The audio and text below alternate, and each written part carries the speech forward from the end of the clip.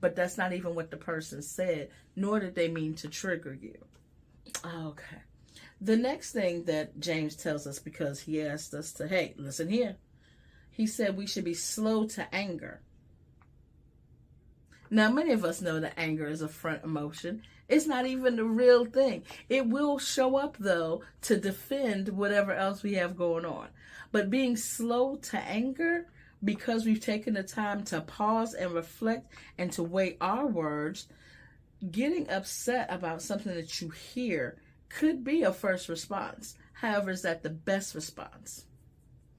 See, anger's allowed. And people are like, oh, don't get angry, don't be angry. Anger is allowed, but what are you doing with that energy? What are you doing with that emotion? What are you doing after the anger? Are you going to respond in impulse and jump to the next thing, or we're going to start fighting over some word? What are we doing? At this time and age, at this stage, right? This is one thing that I repeat in many of my circles. You don't know when your last breath is going to come, or when you will need air for your last breath.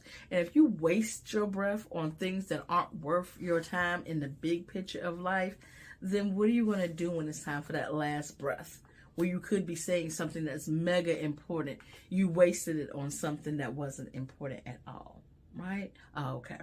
Yeah. So we have to control that anger, because that's beneficial to the relationship and the respect that we're also giving someone else. Like, oh, okay, I see it differently, and we can agree to disagree. What happened to that?